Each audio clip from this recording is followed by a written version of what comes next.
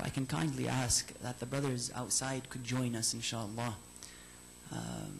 Hopefully, inshallah, so we can begin the majlis. Tonight, as you know, is the night of Zayn al-Abidin, salamullahi alayhi. So, inshallah, we would be remembering his musibah and taking the initiative in extracting a few lessons from his life. Salawat ala Muhammad wa ali Muhammad. Allahumma salli ala. Sallallahu alayhi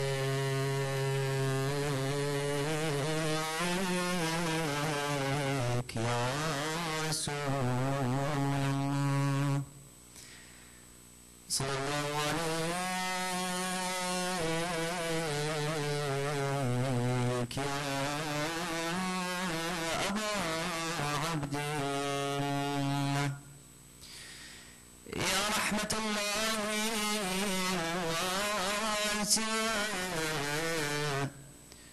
ويا باب نجاة الأمة يا ليتنا كنا معكم سعادتي فنفوز والله فوزا.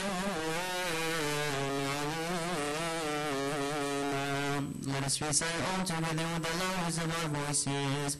Assalamu ala al-Husayn وعلى علي بن الحسين وعلى أولاد الحسين وعلى أصحاب الحسين وعلى جميع من مات مع الحسين عليه السلام. قال الله تعالى في القرآن الكريم: بسم الله الرحمن الرحيم. يا أيها الذين آمنوا استجيبوا لله وللرسول إذا دعاكم لما يحييكم واعلموا أن الله يحول بين المرء وقلبه. صلوات على محمد وآل محمد. اللهم صل على محمد وآل محمد. My dear respected brothers and sisters in Islam, Assalamu alaikum wa rahmatullahi wa barakatuh.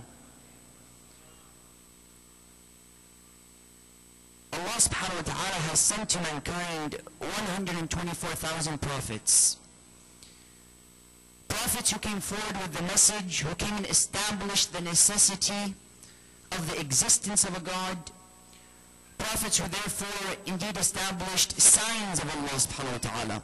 As Allah mentions in Surah Al-Jum'ah, He says, هو الذي بعث في الأميين رسولا منهم يتلو عليهم آياته ويزكيهم ويعلمهم الكتاب والحكمة وإن كانوا من قبل لفي ضلال مبين.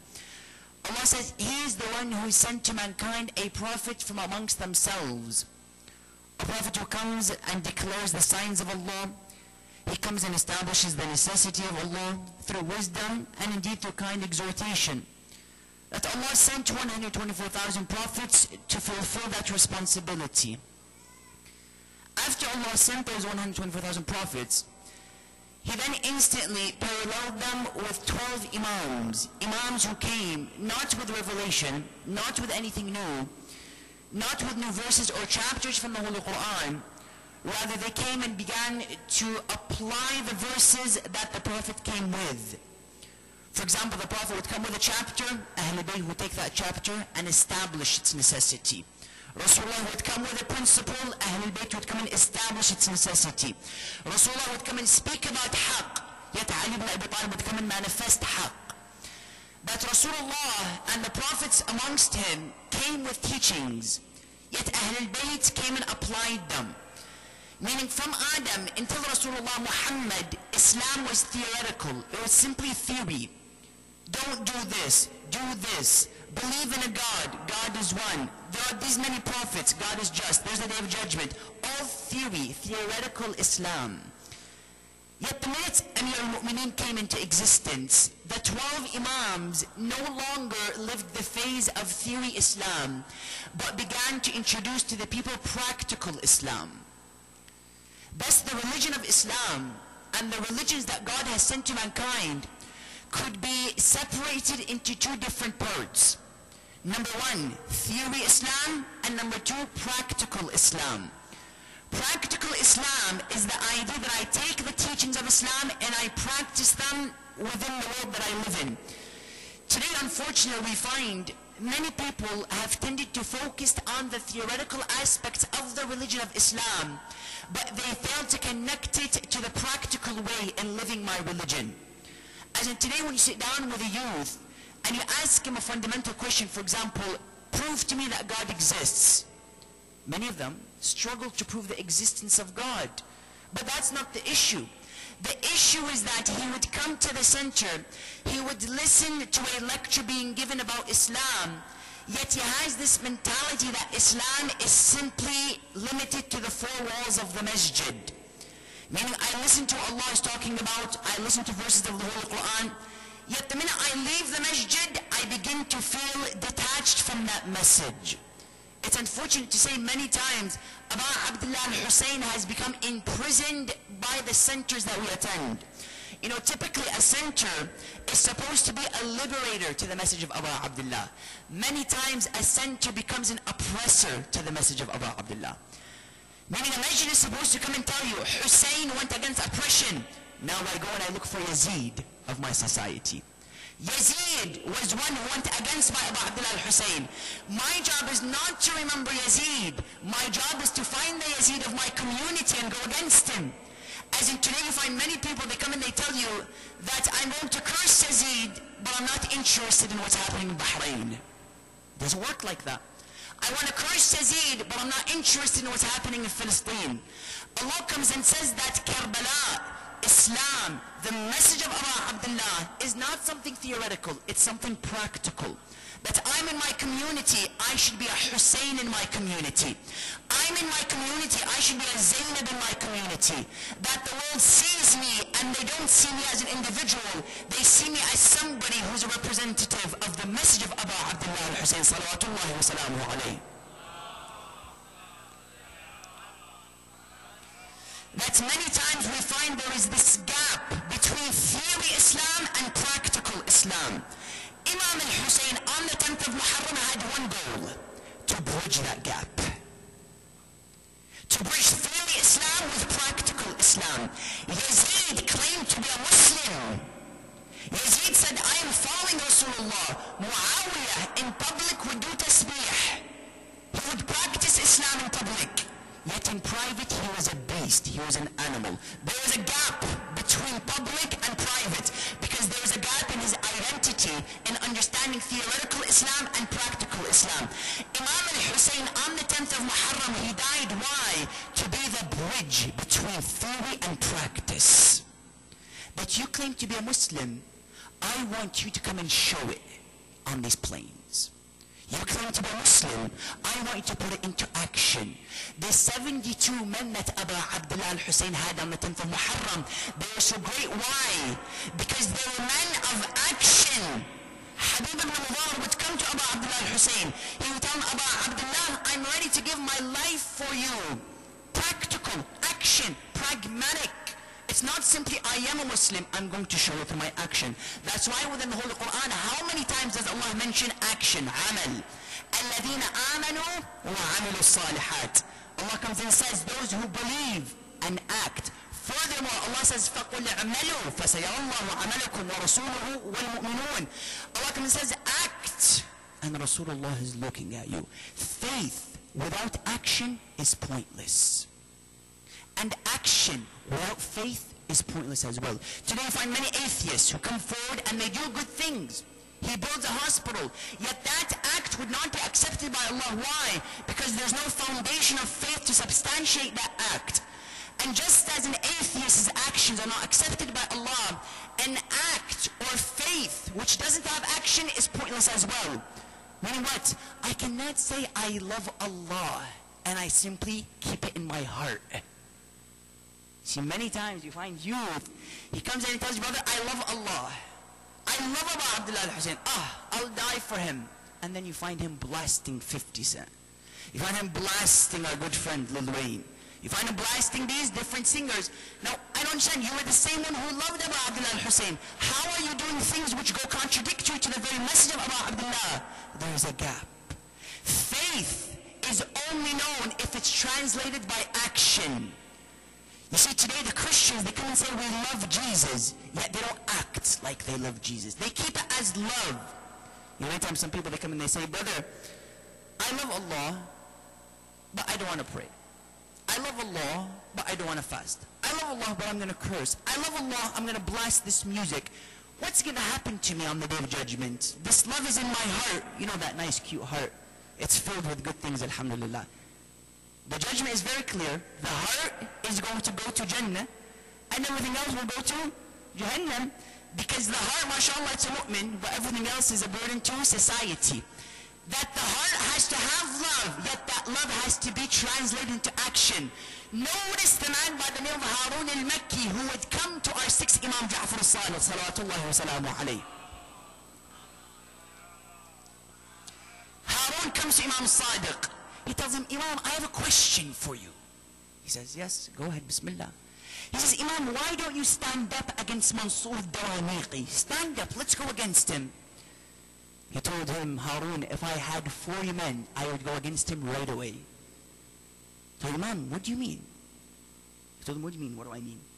He said, look, 1, 2, 3, 4, 5, 10, 20, 30, 40. There it is, 40 people, bismillah, let's get up, let's go.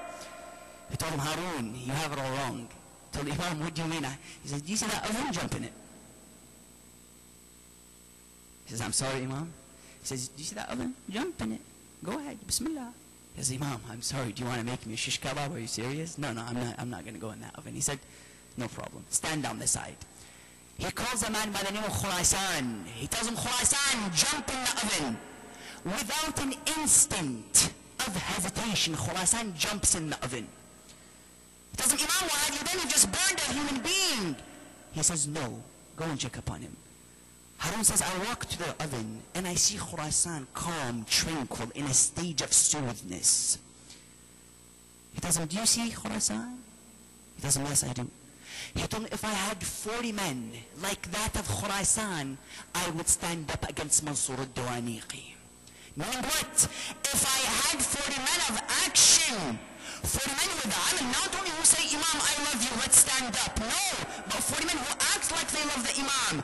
Today, brothers and sisters, we see children being killed in Palestine, children being killed in Bahrain, children being killed in Pakistan and Afghanistan. When are we going to begin to speak out against it? Not only speak out against it, but do things to stop it. Workshops, flyers, websites, posting, for example, on our Facebook networks. You know, today Facebook is seen as a burden. Many times speakers come and they say Facebook is a burden. Facebook is not a burden. Facebook is like a knife. You could use that knife to cut something. You could use that knife to kill somebody. This Facebook could be used to propagate the message of Abu Abdullah. I'm on it. Let me go and research a hadith. Let me post it. Who knows? One person will see it. 2 people will see it. Who cares? I've done what I can do. That on the Day of Judgment, I say, Allah, I've done it. But Allah comes and says, propagate. Action. عمل ادعو إلى سبيل ربك بالحكمة والموعظة الحسنة وجادلهم بالتي هي أحسن. Allah comes and says, invite to the path of your Lord with wisdom and kind exhortation, and invite to them in the best of manners. That today, brothers and sisters, action is what's needed. That's one way to describe prophethood and imamat, is that prophethood was theoretical and imamat was practical.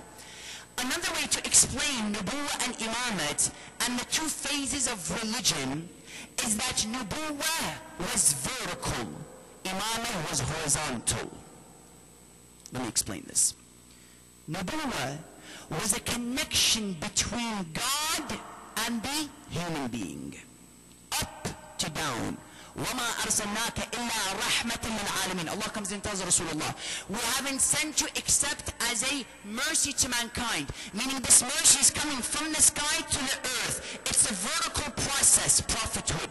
Allah sends revelation. وَأَوْحَيْنَا, for example, إِلَى الرَّسُولِ. We sent revelation to the Prophet, up and down. Imamat was different. Why? Because imamah no longer was a process of revelation to the human being. It was a process of taking that revelation revelation and spreading it to mankind through the means needed in that time. For example, Imam al-Kadhim practiced that revelation through patience. Aba Abdullah practiced that revelation through sacrifice, through bravery. He fought. Imam al-Baqir's role was through knowledge, for example. Imam al-Sadiq was through science. That they took the light of Rasulullah, which could be paralleled and compared to a prism. See, today when you look at a prism is a triangle. A prism is made up of three parts: white light, the prism itself, and the rainbow colors that come out from the left side.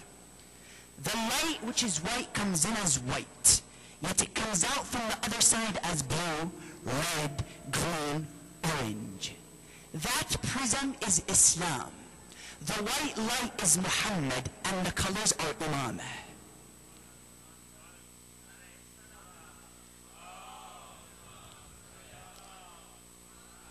Prism, white light, Rasulullah, he came in.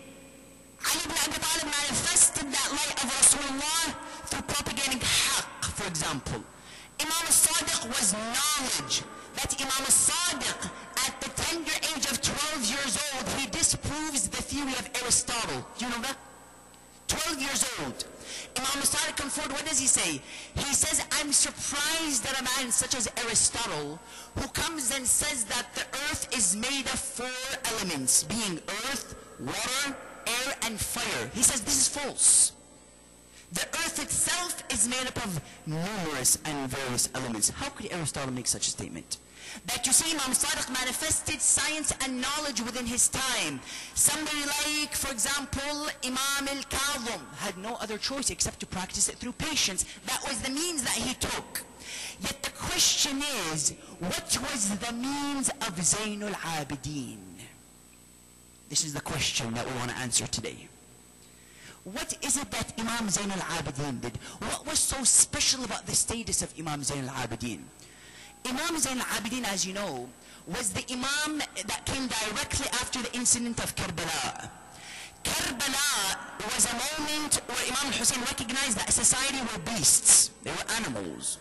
Yazid was an animal. Shimr was an animal. Society was an animalistic society. The role of Imam Zainul Abidin was what? He transformed the people from beasts to humans. They were haywan. He made them into insan. How? Why? Somebody come and say, what do you mean? What do you mean he made them insan? Very clear. The difference between man and animal is that man is made up of body and soul. An animal is only a body, no soul. An angel is a soul, no body. Man is the only creature who is a mixture of both body and soul. Meaning, if you remove the soul from the human being, he becomes no different than the animal. A soul is spirituality. Imam Zainul Abidin introduced spirituality to the people.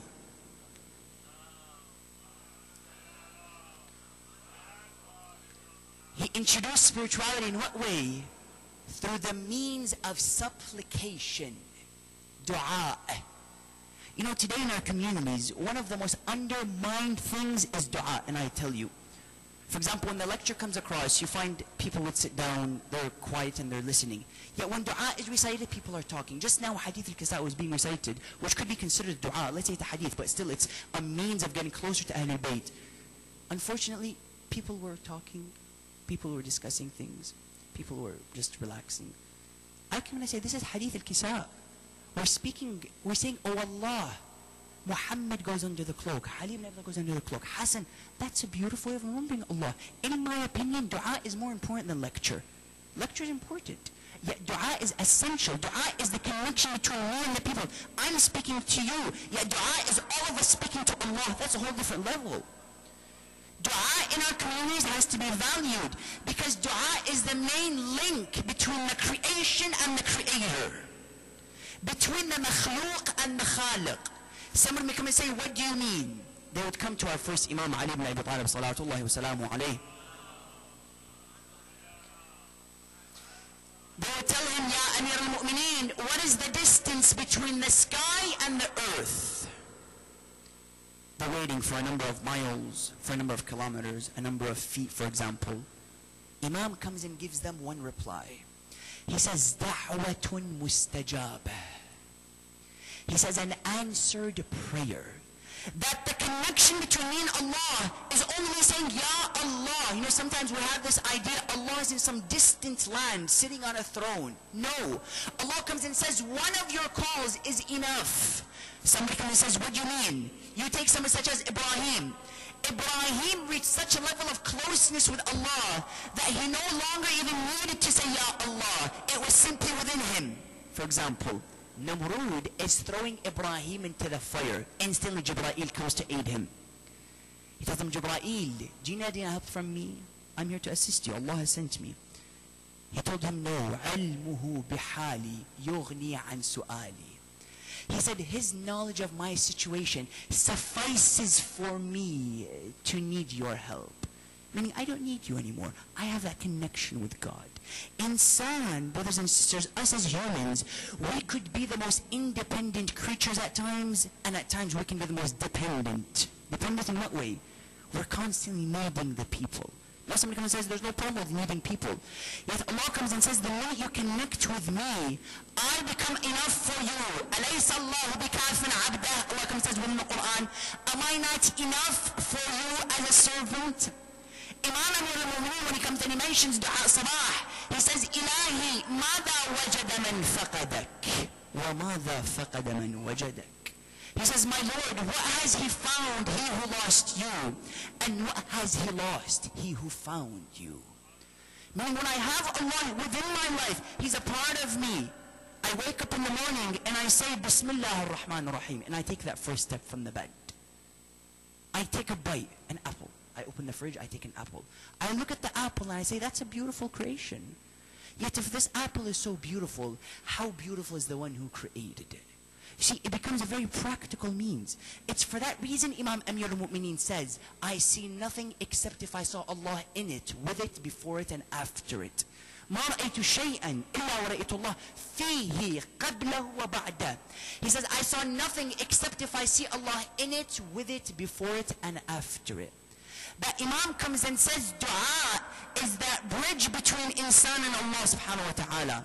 It's for that reason when you examine Ahlul Bayt salamullahi alayhim, you find that they would constantly emphasize on this means of supplication which is known as dua.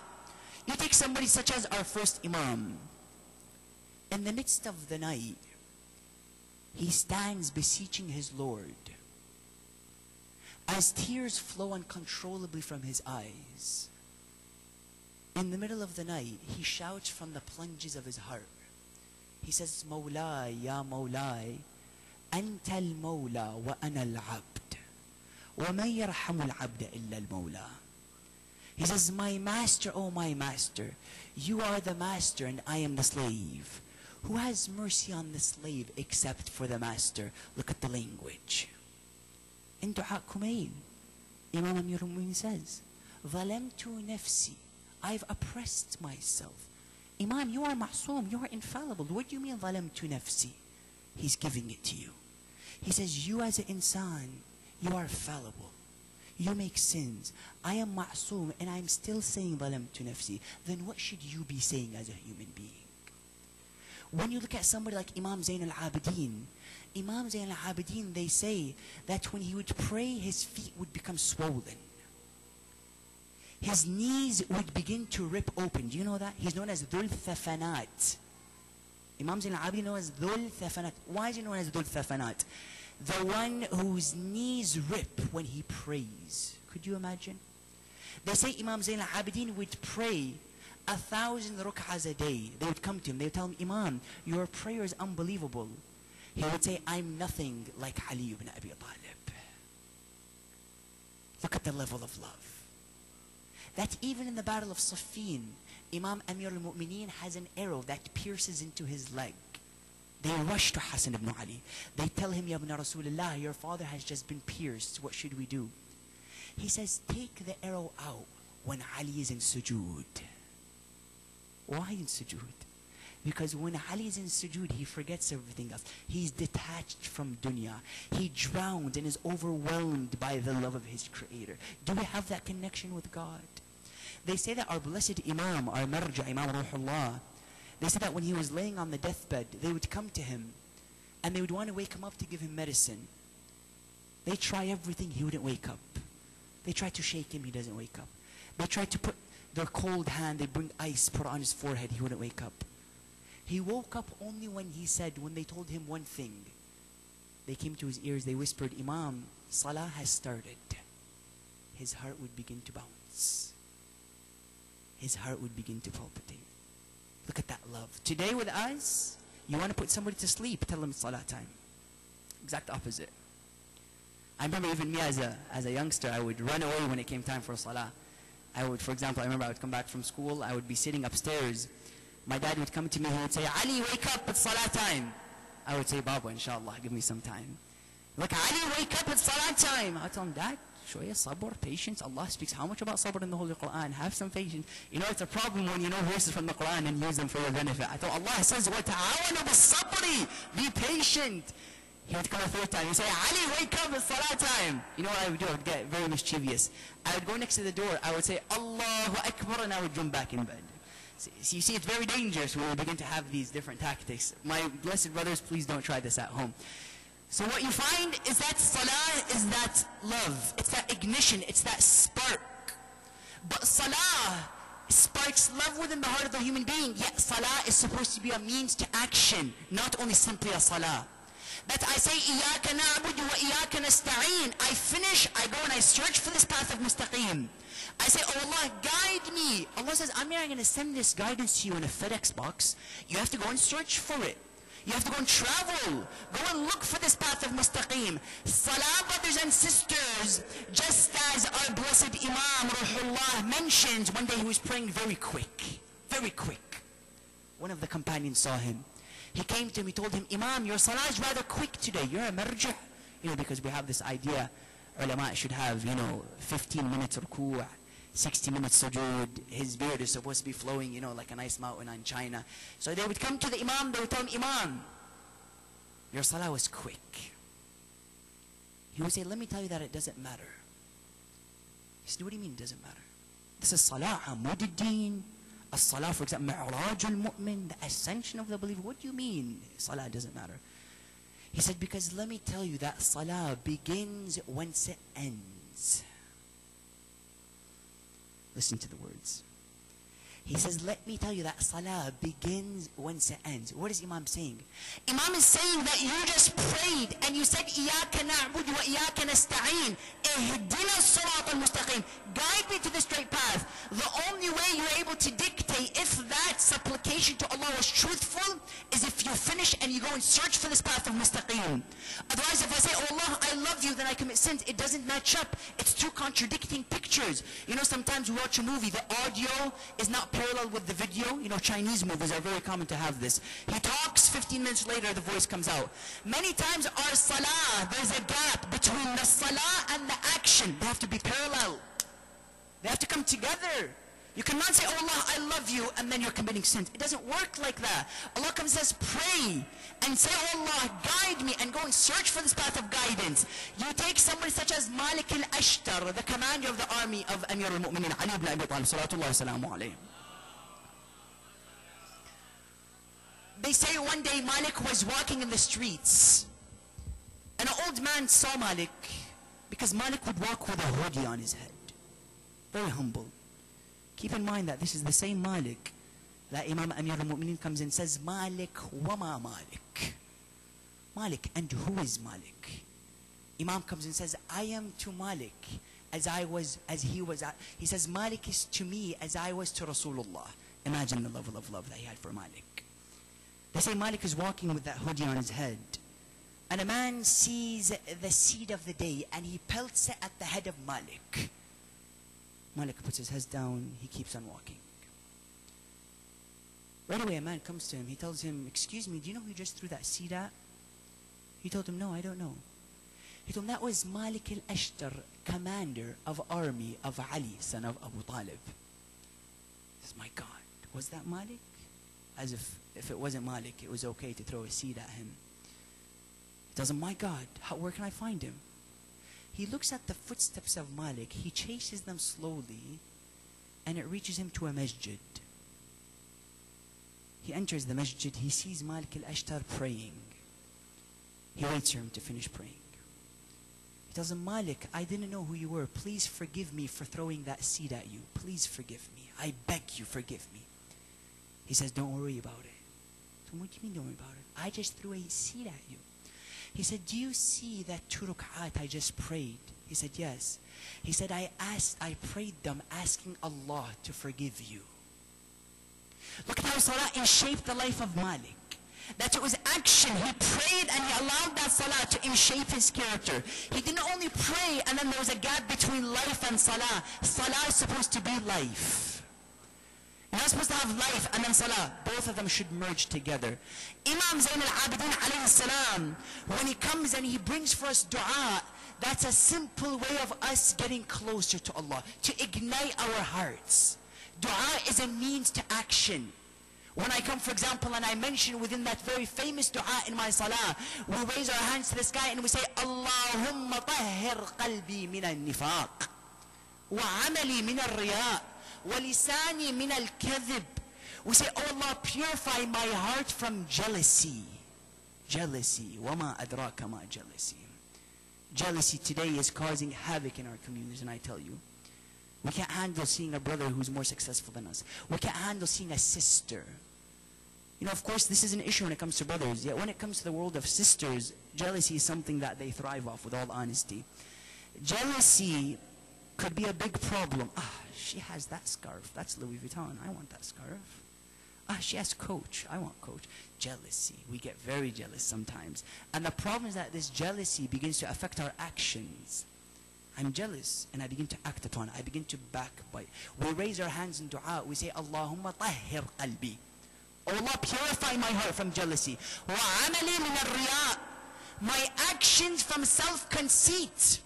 Many times people, they do things, but they do it to please the people, not to please Allah. Allah comes and says, eventually those same people that you've been striving to please will be 6 feet under. Why are you so focused on pleasing them? Eventually, because Imam Amir Mui comes and he puts it quite clearly, he says that if you strive to please the creation, eventually they will be displeased with you. Yet if you strive to please Allah in the displeasure of the people, then eventually they will be pleased with you. That insan is supposed to set Allah as a central axis. In dua we say that, وَعَمَلِي مِنَ الرِّيَاءِ وَلِسَانِي مِنَ الْكَذِبِ, and my tongue from lying. Imam al-Hasan, salawatullahi wa salamuhu alayhi. Imam al-Hasan alayhi salam has one of the most profound ahadith where he comes and he says, the dead person is no different than a liar. They came to him, they told him, Rasulullah, what do you mean by this philosophy? He said, the dead person is no different than the liar. Why? Because a dead person differs from a person who is alive. Because the live person, you can place your trust in him. I see, for example, my good brother over here. I can place my trust in him. I can, for example, give him money and I can expect to get that money a few days later. Trust, I can put my fiqh in him. Yet Imam comes in and says, a liar, you can't place your trust in him. Thus, he's no different than a dead person. He's dead. Physically, he's alive. Yes, spiritually he's dead. We raise our hands in dua and we say, وَلِسَانِي مِنَ الْكَذِبِ, and my tongue from lying. Imam Zayn al-Abidin comes and gives us these kinds of supplications to strengthen that bond with Allah subhanahu wa ta'ala. To remove the fog. You know, sometimes we're driving and you have windshields. Many times if you're driving and the windshield is dirty, you have to take the windshield wiper and you begin to wipe it. Many times we have to windshield wipe our hearts. There's a lot of guilt. There's a lot of jealousy, hatred, sins. Allah comes and says to remove them. Once you remove them, you'll begin to see life differently. You'll begin to see truth as truth and falsehood as falsehood. Today the world wants you to see truth as falsehood and falsehood as truth. They want to mix it all together. Haqq and batil. Our master Yazid killed our master Hussein. How are they both masters? Our master Ali and our master Fulan and Fulan. How do the two come together? Our master Rasulullah and our master Abu Sufyan, how do the two come together? And today you find the same exact thing. Our master, for example, Imam Mahdi, and our master King Abdullah. Okay, how does that work? The two have to be placed on a different level, don't you think? I mean, there's black and white in the religion. It's not all gray. Allah comes and says, قُلْ جَاءَ الْحَقُّ وَزَهَقَ الْبَاطِلِ إِنَّ الْبَاطِلَ كَانَ زَهُوقًا.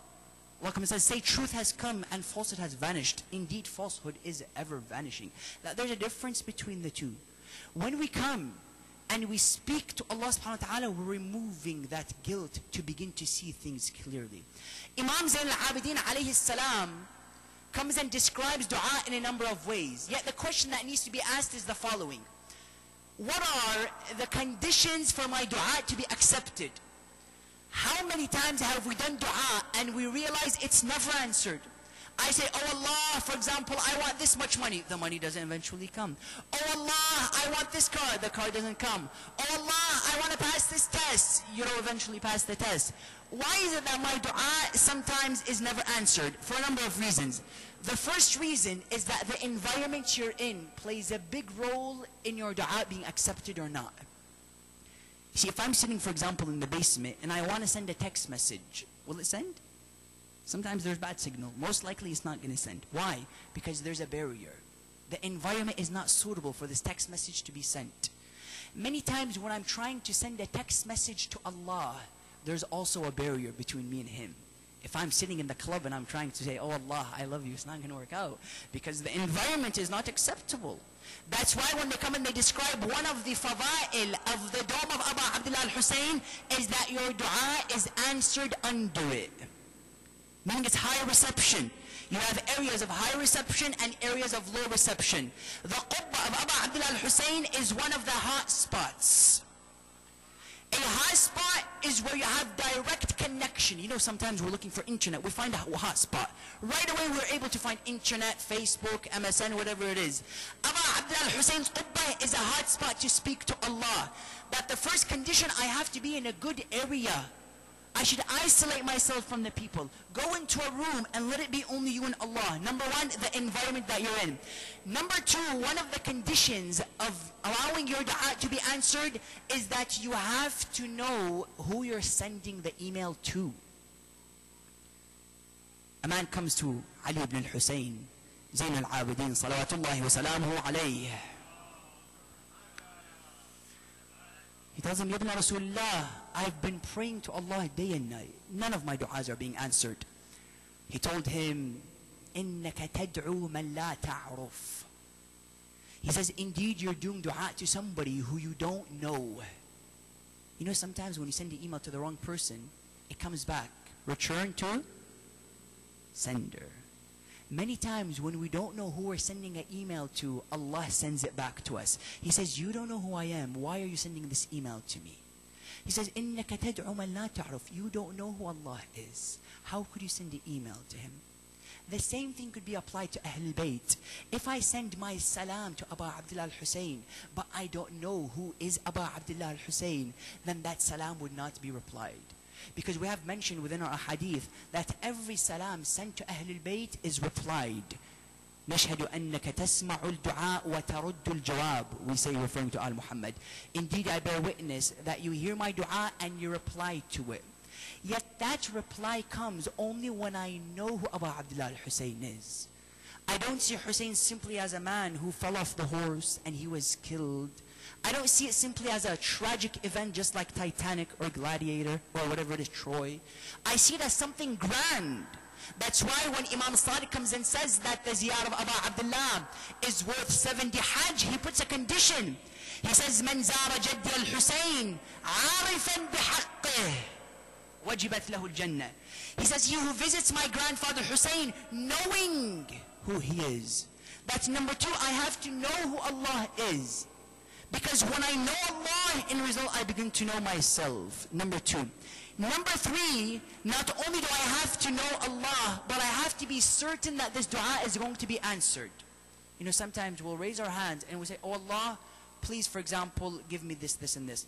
But we have these doubts lingering in the back of our minds telling us that dua may be answered, it may not be answered. Imam comes and says, when you ask Allah subhanahu wa ta'ala for something, you have to be 100% certain that this dua is going to be answered. No doubt in the picture. Allah comes and says within a hadith Qudsi. As you know, a hadith Qudsi is a divine narration. It's words of Allah that didn't make it into the Holy Quran. One of the hadith al-Qudsi of Allah, he comes and he says, أَنَا عِنْدَ ظَنِّ عَبْدِي. He says, I am at the doubt of my servant. Meaning, if my servant believes that this dua will be answered, I'll answer it for him. If he believes that the dua wouldn't be answered, then I'm not going to answer it for him. The level of certainty I have in Allah dictates whether my dua will be answered or no. When I have trust in Allah that dua will be answered, our whole life should be based on a foundation of trust. I'll give you a simple example.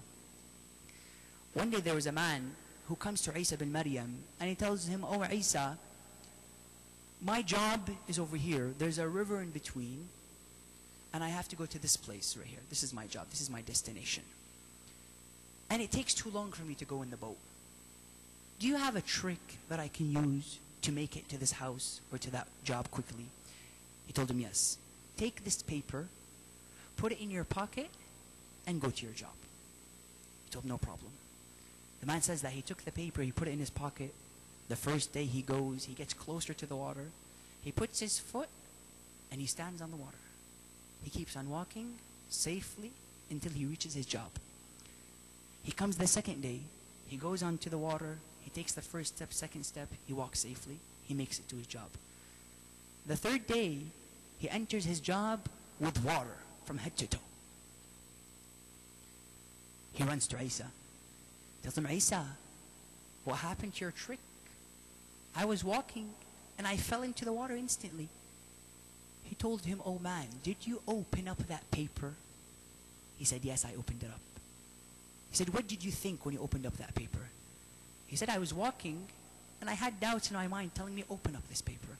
He said that I removed the paper and I saw simply written on it, Bismillah ar-Rahman ar-Rahim. I lost certainty in the paper. I put it back in my pocket. Right away, I fell into the water. Isa turns to him, he smiles. He tells him, "Isa, why do you smile?" He says, "I smile because the first 2 days you had certainty in that which was in your pocket. Thus you were able to walk. The third day you lost certainty and Allah lost certainty in you as well." He fell into the water right away. That's when I have a certainty with Allah and I believe that the dua is going to be answered, Allah comes and answers it. I say, "Oh Allah, cure me from sins." I have to have this mentality that the minute I leave Idara, my sins have been removed. "Oh Allah, allow me to visit Aba Abdullah al-Hussein the next Arba'een." I have to have the certainty that the minute I leave Idara, I'm going to see the ticket. Somebody's going to send me a ticket to Karbala. It has to be that certain. Yaqeen. I cannot say, "Oh Allah, give me this," yet, I have this doubt lingering in the back. Dhann, as Allah comes in and says, "Dhannu anfusahum." That's number 3. I have to have certainty in this dua.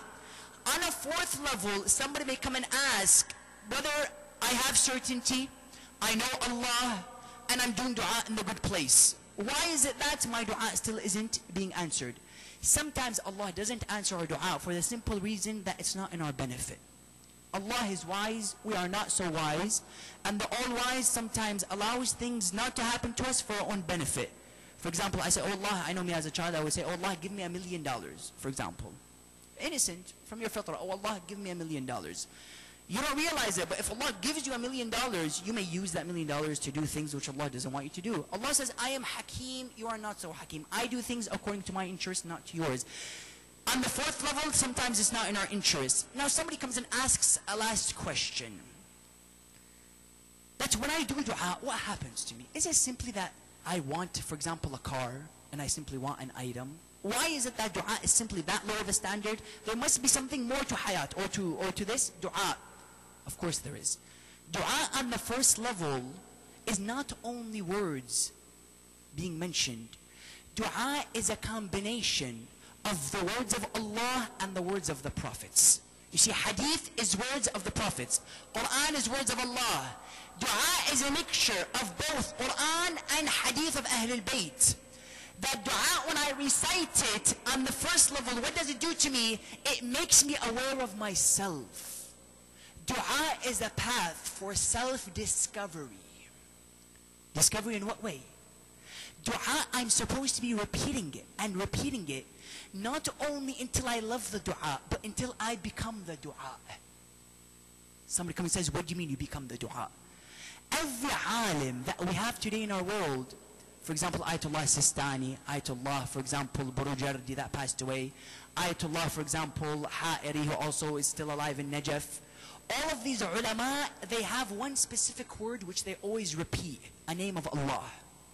For example, Ya Kareem, Ya Kareem, Ya Kareem. The word of Ayatollah Khomeini was Ya Mutajabbir. He would also say always, Ya Mutajabbir, Ya Mutajabbir, Ya. Wherever he is, you notice when you look at videos of the Blessed Imam, he's always silent, always quiet. He's repeating that word, Ya Mutajabbir, Ya Mutajabbir. Oh great one, oh great one, oh great one. Why does he repeat this word? Because he repeats it until he himself becomes Mutajabbir. He repeats it until he becomes to have this power. I say, for example, Ya Kareem. Everybody can pick a different word according to which attribute they like of Allah. If you want to be a more loving person, you say Ya Wadud, Ya Wadud, Ya Wadud. Oh loving one, oh loving one. If you want to be, for example, a stronger person with bigger authority in your community, you could say Ya Jabbar, or Ya Aziz, or Ya Qahar, depending on your circumstance. That on the first level, this dua is a path towards self-discovery. It's not only something that I say, it's something that makes me who I am as a human being. Number one. Number two, dua brings life to the heart. The heart sometimes, brothers and sisters, could be a black piece of chalk. Yazid, he was able to do what he did to Hussein. Why? Because his heart was a piece of chalk. It was hard. Qaswatil qalb, as Allah refers to it. Hardness of the heart. Dua comes and brings life to that heart. That's why the verse I mentioned in the beginning of this analysis, I said, Bismillah ar-Rahman ar-Rahim. Ya ayyuha alladhina amanu istajibu lillah walirrasuli idha da'akum lima yuhyikum. O you who believe, reply to the call of Allah and the Prophet to that which brings you life. Walayah is life. Dua is life. It ignites an ignition within your heart. But number two, dua comes and brings you life. Number three, on the last level, when I come and I recite this dua, I'm beginning to connect with Allah on the first level. And on the third level, I am beginning to detach myself from anything except Allah. All dependent on Allah. Brothers and sisters, if there is one thing I want you to take back home today in this majlis, is that let us begin to have a relationship with God. Please, brothers and sisters. Let us begin to connect with Allah. All of this talk is nice. Yeah, if it doesn't boil down to building a relationship with Allah, loving Allah, somebody comes and says, no, I want to stop committing sins, I want to stop lying. All of that goes out the window the minute you begin to love Allah. That love is a fire. Imam Sadiq comes and explains it. He says, Hubbullah narun. He says the love of Allah is a fire. When I love Allah, I can't love anything else. Now standing up in the middle of the night for Salatul Layl becomes very easy. Now not committing a sin becomes very easy. Now when I see the opposite gender walking in front of me and I have to force myself to not look, it becomes very easy because I have that love. And I ask you a simple question, brothers and sisters. Tonight is the night of Imam Zainul Abidin.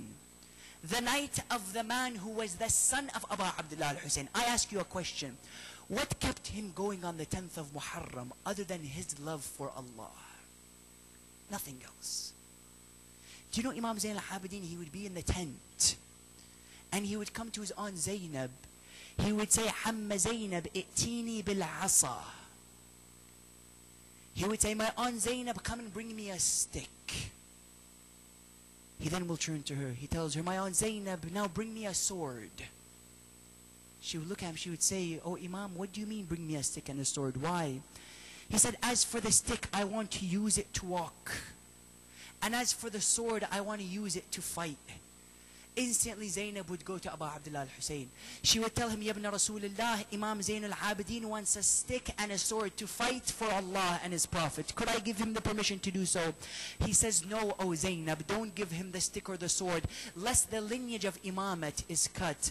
They say that Imam Zain al-Abidin goes back and sits down. Yet I ask you, brothers and sisters, what did Imam Zain al-Abidin go through on the 10th of Muharram? These nights, specifically tonight, is the night of Imam Zain al-Abidin. Imam Zain al-Abidin died at a very young age, 35 years old, as some ahadith come and put it. He died by the poison of Hisham la'natullahi alayh. They say while Imam was laying on the deathbed, somebody comes to him. He tells him, oh Imam, how is your situation? He tells him, oh blessed man, I know that death is coming soon to me. Bring my son Al-Baqir. They say that Baqir would come to Imam Zain al-Abidin salawatullahi wa salamu alayhi. He would begin to lay on the chest of Imam Zain al-Abidin. As a child, as you know, Imam Baqir was there on the 10th of Muharram. He saw what happened to Abu Abdullah al-Hussein. They say that Imam al-Baqir is laying on the chest of his father, Imam Zain al-Abidin. While he's speaking to him, Imam Zain al-Abidin closes his eyes. He extends his legs and he begins to say, Bismillah wa billah wa ala millati Rasulillah. Take your minds to the trial of Imam Zain al-Abidin. They say that while Imam al-Baqir was laying on the chest of Imam Zain al-Abidin, they say that Imam begins to cry heavily. Imam al-Baqir turns to him telling him, Father, Father, why do you cry? He told him, do you cry because of the fear of death? He says, no, Allah, we are Ahlul Bayt, we don't fear death, we welcome it with open hands. He told him, oh Imam, then tell me, why do you cry? He said, oh my son Baqir, you are now laying on my chest. Yet I ask you, who is on the chest of my father, Abu Abdullah al-Hussein? He told him, oh my son, how could I forget Imam al-Hussein? They say that Imam Zain al-Abidin throughout his whole life, he would always remember the tragedies of Abu Abdullah al-Hussein, until one moment in Sham, he enters a place where they cut meat and kill sheep. They say that Imam would go to the butcher. He would tell him, oh butcher, did you give water to the sheep? He told him, yes, I did, Ibn Rasulullah. This is what Islam teaches us. They say that Imam Zain al-Abidin instantly would go into the corner. He would begin to cry heavily. The man comes to him, he tells him, Ibn Rasulullah, I apologize. Did I say anything wrong that offended you? He said, no, wallah. Yet I cry upon the fact that the sheep is giving water. Yet my father, Abu Abdullah, died thirsty. They say that Imam Zain al-Abidin, on a night like this, is farewelling his mu'mineen and mu'minat. Imam al-Baqir is there sitting upon his chest. His daughters and children come into the room. Imam closes his eyes. Imam extends his legs.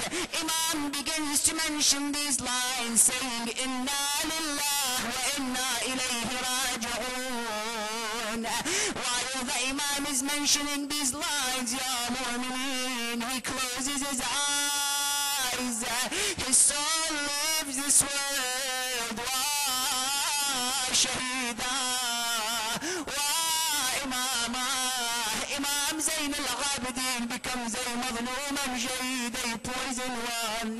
Yet I ask you, Ya Mu'mineen, Imam Zain al-Abidin did not have the head of Abu Abdullah brought to him in a tray. They say that Imam al-Hussein had a little daughter by the name of Ruqayya.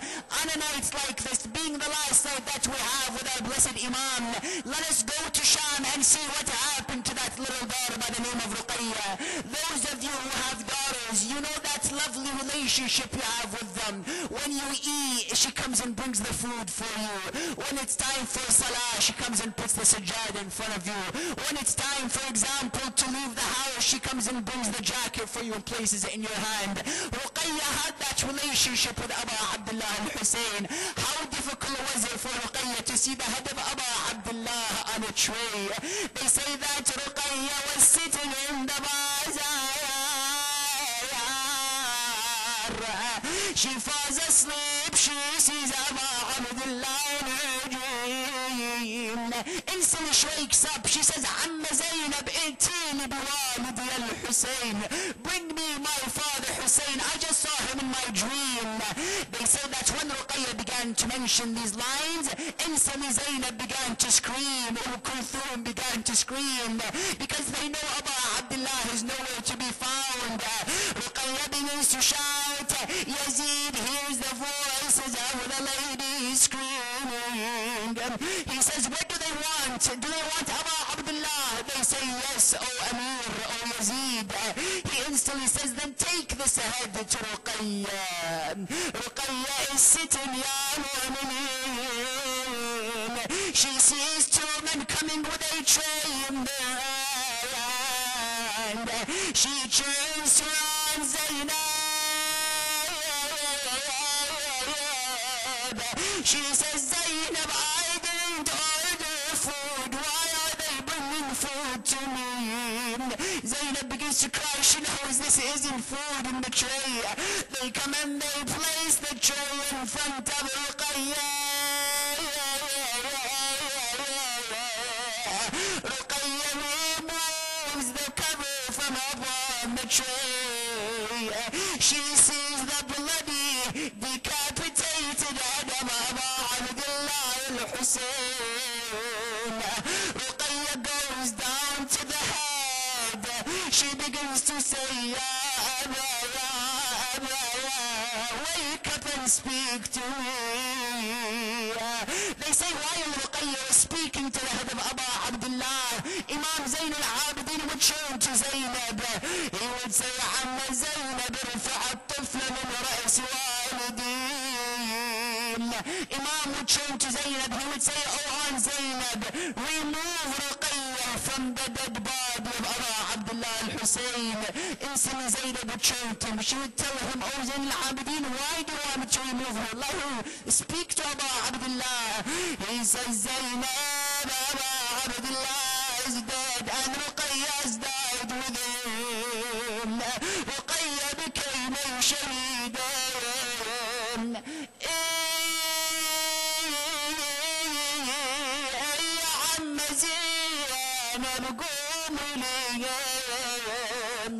They take the body of Ruqayya, they place it on the maghsal. They begin to wash the body of Ruqayya alayhi salam. While the doctor was washing the body of Ruqayya, he instantly turned to Imam Zayn al-Abidin and Zainab. He tells them, oh people, I can't wash the body of Ruqayya. Instantly they tell him why. He says, because the dead body of Ruqayya is sick. I see blue and red marks on the body of Ruqayya. Zainab begins to cry. He says, did I say anything offensive? I apologize. Zainab says, that isn't a sickness. That is a result of the whips of the enemies of Allah upon the body of Ruqayya. إنا لله وإنا إليه راجعون لا حول ولا قوة إلا بالله العلي العظيم. Brothers and sisters, raise your hands to Allah subhanahu wa ta'ala, for indeed on a night like this we ask Allah to answer our dua. Let us mention these following names in our du'as as well. Request to recite أما يجيب مضطر إذا دعاه يكشف السوء, for the quick recovery of Tara Yaqub, Jafri, aunt of Muhammad, Asim Rida. We have many mu'mineen and mu'minat who request our dua. Sick ones, mazlumeen in places such as Bahrain, Palestine. Let us ask Allah subhanahu wa ta'ala to protect them and indeed to give them victory with the following ayat al-mubarakah 5 times with the loudest of our voices. Bismillahir Rahmanir Rahim. أما يجيب المضطر إذا دعا ويكشف السوء أمن يجيب المضطر إذا دعا ويكشف السوء أمن يجيب المضطر إذا دعا ويكشف السوء أمن يجيب المضطر إذا دعا ويكشف السوء one more time أمن يجيب المضطر إذا دعا ويكشف السوء يا كاشف السوء اكشف السوء عنا يا الله اللهم شافي كل مريض بحق مريض كربلاء زين العابدين اللهم انصر الإسلام والمسلمين واخذل الكفر والمنافقين اللهم عجل لوليك الفرج واجعلنا من أنصاره وأتباعه والمستشهدين بين يديه. This is my last night, brothers and sisters. If I have said anything that has offended or indeed hurt anybody, I sincerely ask you to forgive me. I would like to thank specifically Brother Kumail, Brother Hashimat, all of the brothers and sisters who came together to put this program together. If I didn't mention anybody's name, please forgive me. My dear brother Amjad Sabir, all of the brothers and sisters, the ones who have attended. I ask Allah subhanahu wa ta'ala to bless you, and hopefully inshallah I'll have the opportunity to be at your service once again. inshallah wa akhir da'wana alhamdulillah rabbil alameen wa salatu wa salam ala Muhammad wa ala alihi at-tayyibin at-tahirin.